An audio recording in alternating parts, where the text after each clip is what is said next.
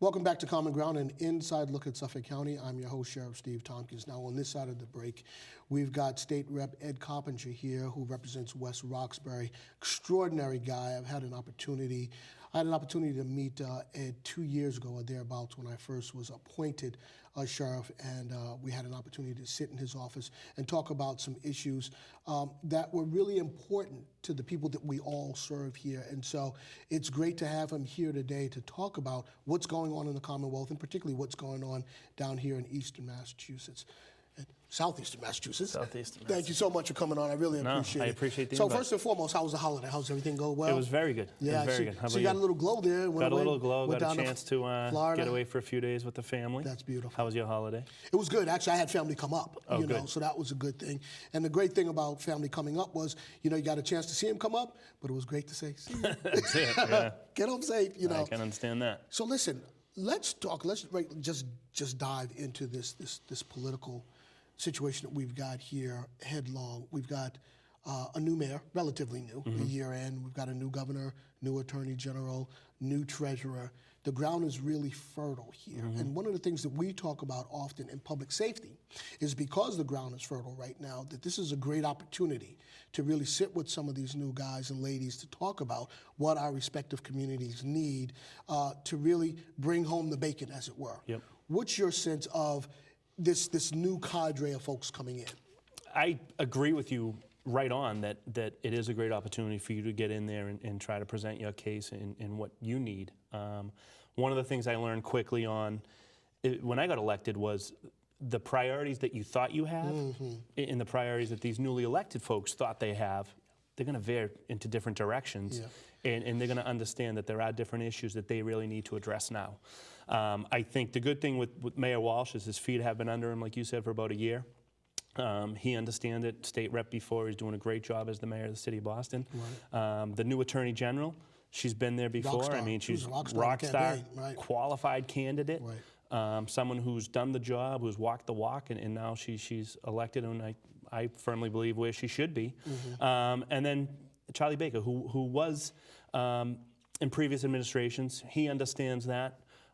He's doing, I think, a very good job of talking about substance abuse and things like that. A lot of things that lead people in the direction where you get involved in. Right. So I think he understands that, obviously coming from the healthcare industry as well. Yeah. So I think you'll have a welcome ear from the governor-elect. Let me ask you this. So I believe he was in the Cellucci administration. No, Weld administration. Weld administration. Well, Weld Cellucci administration. Yep. How significant is it that he actually worked in the State House, that he's been there? I think it's huge because I think he understands the process a little bit. I think, especially being on the other side of the table where he's a Republican, he understands probably more than any other Republican governor that he has to work with the legislature. Yeah. So even though he's the governor, we have a Democratic dominated legislature, right. And in order for him to get anything done, he's going to need some involvement from us. And there's going to be a lot more back and forth, which I think is healthy. There's going to be more conversations. He's going to want to get some things out of it. We're going to want to get some things out of it. And we're going to have to meet somewhere in the middle, or we have the power to overcome what he wants to do. So if you looked at the rhetoric that was foisted about during the campaign, they referenced him as, you know, the new Charlie or Charlie 2.0, yep. That he had grown from his last campaign 4 years ago. Do you in fact believe that that is true, that he did grow from that first time when he ran against Governor Patrick to where he is now, and the tone of what he was saying and what he wants to get done really did change somewhat? Did he move the dial a little bit? And I guess from my point of view, 4 years ago I was running for my first time. So I wasn't paying as much attention to that race. There you go. Because I had 6 people running in my race in such a small area. So I really didn't pay attention to him then. It probably, maybe I should have a little bit more, but you know, when you're involved in a campaign, right. You're 14 hours a day doing right. what you have to do, and you're so micro-focused. Right. That I don't know. I do know that I think he did say a lot of the right things, that he did come across as someone who wants to work with both sides of the aisle, that he's not going to be a drastic cutter in terms of services and funding and things like that. Right. And again, going back to healthcare, he understands that the need for the healthcare, Yeah. in the programs that we need to get there, because if you can help people early on, you're not going to have the extravagant expenses later. Now, you're a Democrat. He's a Republican, tilting towards moderate, but he's a Republican. And during the campaign, you supported him. Talk to us and tell us why you did that. I did. It was a very tough decision. It was something, I got involved in the campaign late. I honestly was thinking about doing it 3 or 4 weeks earlier, but the Democrat in me didn't allow me to do that. But I felt like in terms of presenting the case as to who should be the next governor, he did a better job of that. I felt, and I was quoted as saying, as we talked about earlier in the break, that he was in my neighborhood, I think 15 times from September to the final, when no other candidate was there at all. He paid attention. I think his background in healthcare, his background as a CEO, made him the most qualified candidate for governor. I mean, in a sense, the governor is the person who's the CEO to run the state. Right on. From finances on down. And I just felt like he presented the best case possible. Now, down here in southeastern Massachusetts, West Roxbury is known as one of those communities that really is civically engaged, one of those communities that really do get out and vote. Tell the viewers, what is it that West Roxbury needs, or when you go up to the State House and you're advocating for your constituents, what are you really talking about? What do they need? What kind of bacon do you need to bring back home? I think it's almost, being a state rep in the city is different than being a state rep in the suburbs. We're almost a quasi city council state rep. So myself and Senator Mike Rush work very good together at the state level, and we're fortunate to have Matt O'Malley on our team as well. I know Matt very well. Yeah. I know you do, and I know you're good friends. But I think the three of us work as good or better than any other team in the city of Boston in terms of not only friendship, but working together and make sure we're advocating for the same things. So I think for us, it's mostly basic city services. We want good schools, which who doesn't? Right. We want to know that we just recently had some bridge work done on Center Street, which is the bridge that everybody didn't know was a bridge, but we were able to secure a couple $1 million in funding. I didn't know it was a bridge either. Nobody knows it's a bridge. I swear to God, I know that was a but bridge. the train runs right underneath it, but it seems seamless on the surface. And right now we're dealing with the quarry issue, which is a whole separate subject. We could be the whole hour talking about that one. Right. But I think it's just basic services. We have a lot of seniors, so it's senior issues, senior funding, Ethos, Age Well. West Roxbury is housed here in JP. They do a great job. They bring services to seniors that want to stay in their home. Many seniors don't want to go to nursing homes, so they provide the services and the needs, and they'll come and they'll retrofit the bathroom. That's awesome. They'll bring them lunches. They do things like that. So a lot of it is just, it's the spectrum from children's services and education and funding for that to the senior services. To the seniors. So what inspired you to actually run 4 years ago? Is this something that you've been thinking about doing for a while? No. So my father was actually a state rep in the 70s. And come from a family of 8. I was always involved in his campaigns. I never thought I'd run. I was always the guy in the back of the room just kind of watching everything. I just love the civic involvement of it. And then 4 years ago when Mike Rush decided he was going to run for Senate, and then Senator Marion Walsh decided to step down, my phone rang from people asking me if I'd run. I honestly never thought I would. And then the way the field kind of evolved and laid out, I just felt like that my situation, coming from the private sector, raising a family, owning a home, 3 kids at that time in Boston Public Schools, that I fit the demographic of the community better than the other candidates at the time. And you say you had 6 in your race? There was 7 6 total. 6 no, total? 6 total. Okay. So there was 4 from West Roxbury, 1 from the little bit of Roslindale that we have, and 1 from Brookline. So, you know, it's interesting because what we do at the Sheriff's Department, we send officers into a lot of the schools, middle schools.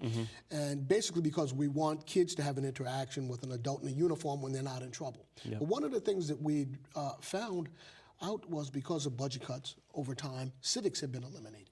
And when you get rid of civics, you get rid of that course that really teaches about community and how government and community work together, you know? And so when you say that you were kind of the guy in the family that was kind of in the back of the room, but civically engaged, what would you say to youth that may be watching the program about civic engagement and the importance of being involved civically in your communities? I think it's so important, whether you want to be a police officer, a fireman, or even just a business person. Right. Because, I mean, businesses benefit from civic engagement. And you create a better community, businesses are going to reap the benefits from it afterwards. But I just think it's so important at a young age. Even one of the things we saw with the agenda and what to talk about today is, why is West Roxbury so civically engaged? I think a lot of it starts with holy name on election day, right? Every politician goes there. Huge, that's but right. how many families show up? Right. It's not just mom and dad running in. That's it's right. mom and dad towing one That's or two. true. You start them at a young age, and I think they see the importance of that, Right. and I think they see the power of that. And I don't know if West Roxbury, if it started with the police and firemen and the unions who needed to kind of push their agenda a little bit. Yeah. Or, I mean, we were largely an Irish immigrant family too that wanted to help with the labor unions and things like that. Right. And you want to get your people in there that are going to be friendly to your needs. Right, And then I think it's just kind of, it's almost in the water at this point, you know? Oh, definitely. It's inbred. I mean, yeah. You want to do a standout, you make 2 phone calls, you'll have 30 people there in 20 minutes if you wanted it. You know what's funny? So we had a couple of your neighbors up there. We had we had Cush helping us out, and Bill Joyce and a few other folks, Bernie Fitzgerald and some folks there. And we were doing a standout at Roach Brothers, where everybody does standouts. It was a Saturday morning, and I'm actually in front of the store with Bill, and there were a bunch of our folks on the avenue.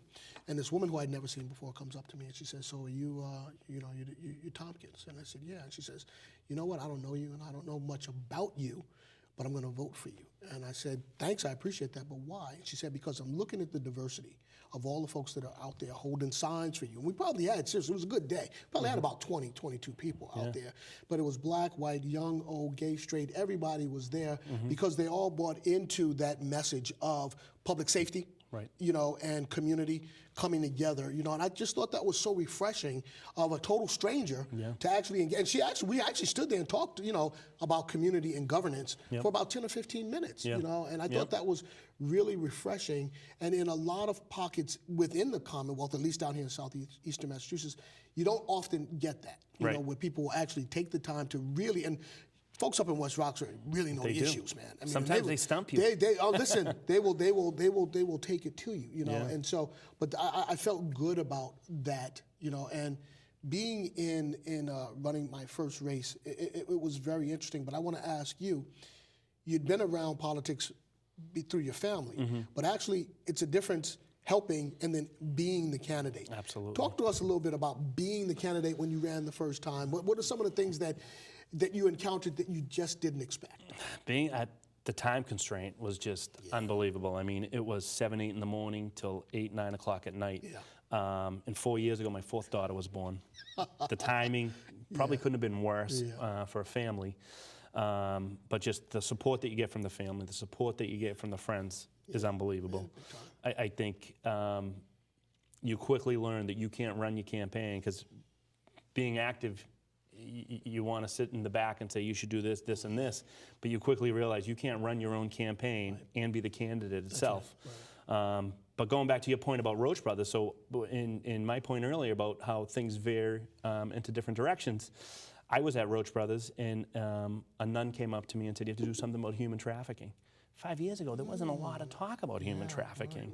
She really opened my eyes to that, and then we worked with the Attorney General, and she was able to pass legislation for that.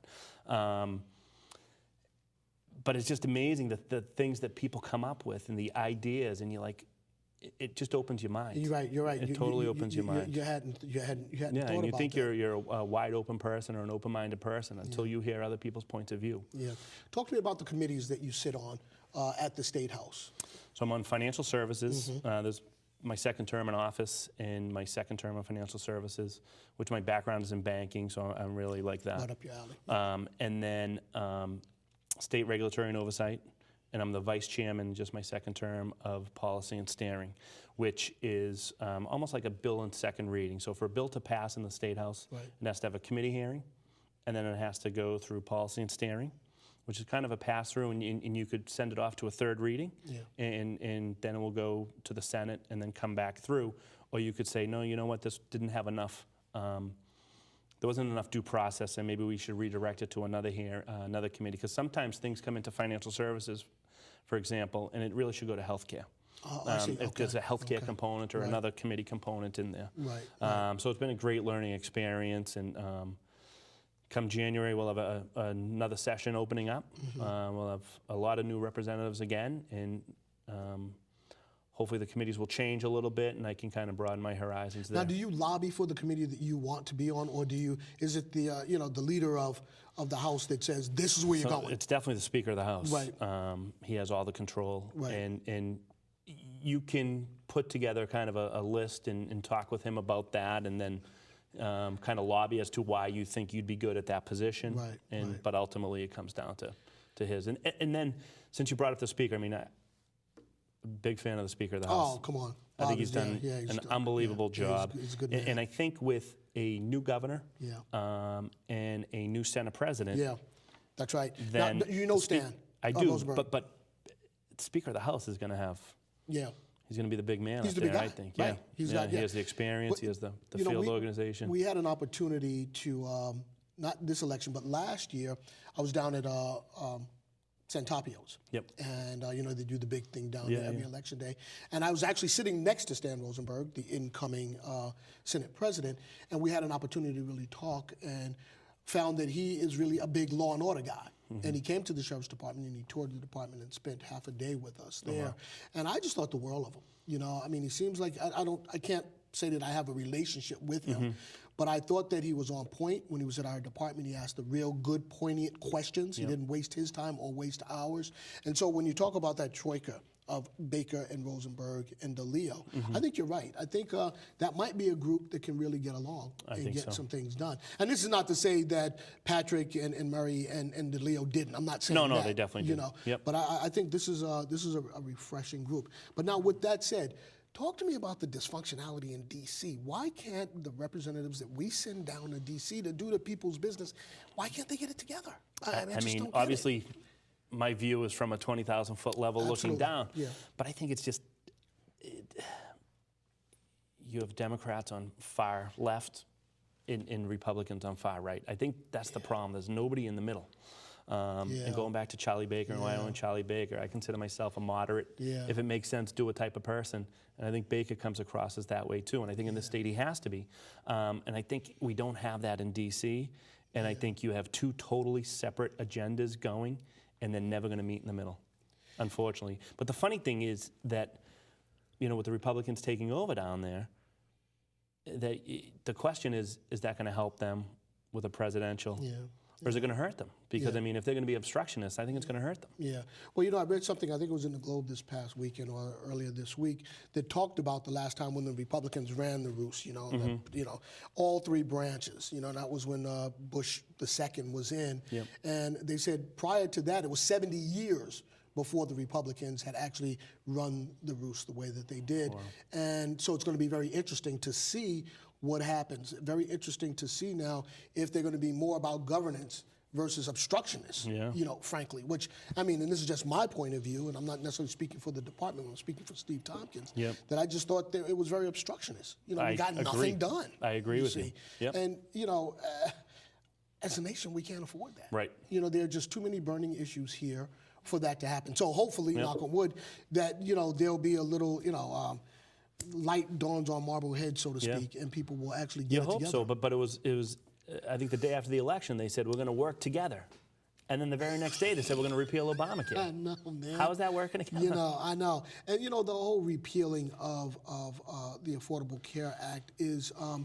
I think that's tricky because a lot of people now are really into it. They're benefiting from it. And when they say the horses left the barn, you can't pull that back. You can't pull that back. I agree. You can't pull that back. Where'd you come down on the casinos? Were you pro? I was pro-casino. Okay. So you think that would be? I think try to keep the money in the state. It's going to create jobs. So let me ask you this. I was part of the way with you there about keeping the money in the state. I thought that 3, with the possibility, particularly if the Native Americans get one, 4 in the Commonwealth. I just think it's a couple too many.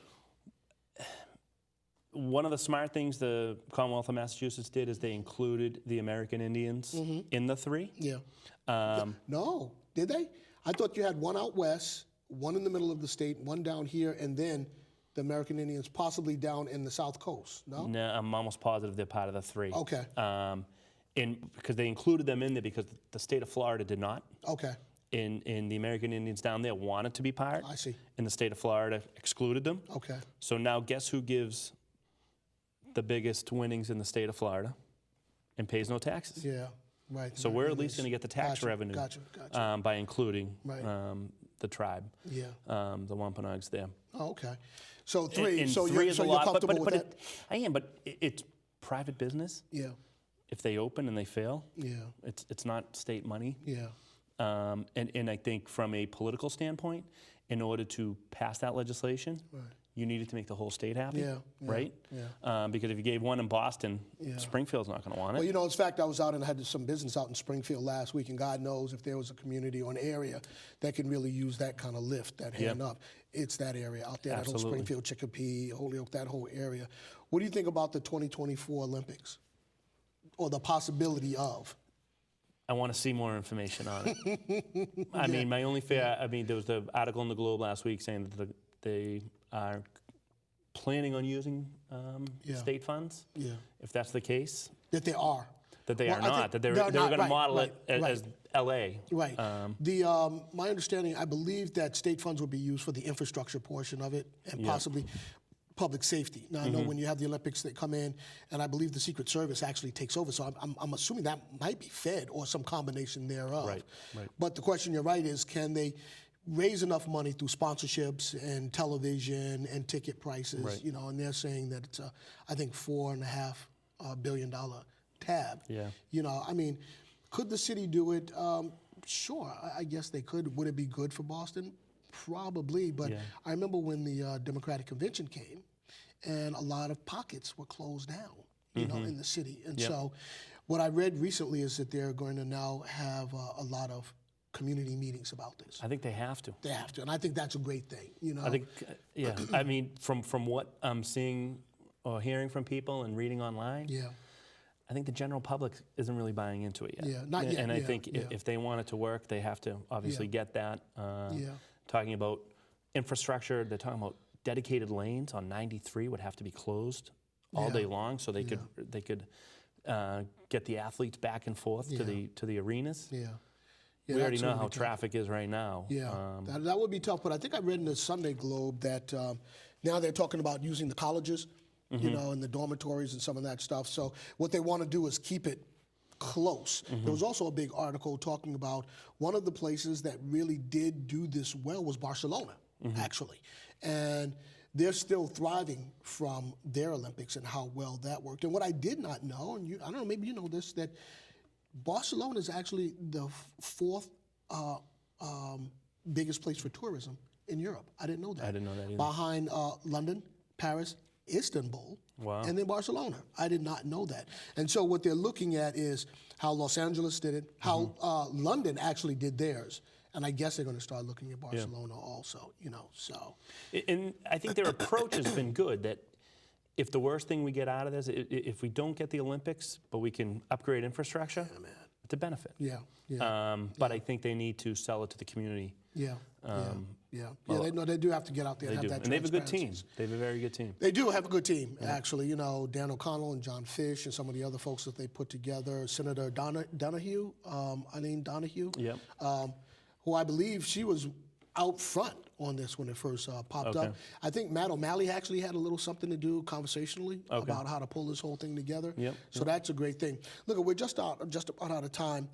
Tell the folks out here if they want to get in touch with you, if they need more information about what you do, and they just like to get in touch with the office, how do they do that? Definitely give my office a call. Lydia, we have 1-8 at the State House where I know some offices have 4 or 5. We only have 1, unfortunately.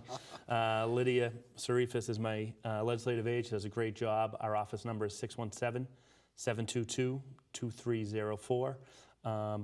I meet in coffee shops around West Roxbury 4 or 5 times a week rather than having people meet me in the State House. I make it easy for you. So if there's any issue, big and small, please give my office a call. And before I forget, I want to say congratulations to you on your first election and your first victory. Thank you. Yeah, it was quite a victory. It was a good win. Yeah. You know, and it was funny because one of my opponents was named Goodwin. You know, and so yeah. it was definitely a good win. In closing, what I will say is that by virtue of campaigning, I got to go to so many different parts of Suffolk County that I never would have gone to. And man, what a rich county. You know, I mean, I'm not talking about fiscally, but just people. Absolutely. You know, and their care for their families and their communities. It's awesome. The community input's amazing. It's just crazy. From Chelsea to Winthrop, Revere, Boston. It was an extraordinary experience. I don't know how you guys do it every 2 years though. Oh my God, you know. I know, it's crazy. It's a bit much. So, but yeah, thank you so much. No, I really do. And this is great. I appreciate the invite, and I'd love to come back. Love to have you back. All right. Thank you so Sounds much good. for coming through. Thank you, Sheriff. All right, folks, that's it for this week's show. We're out of time. We're out of here. We'll be back again next week. So until then, you take care of yourself, and we'll see you soon.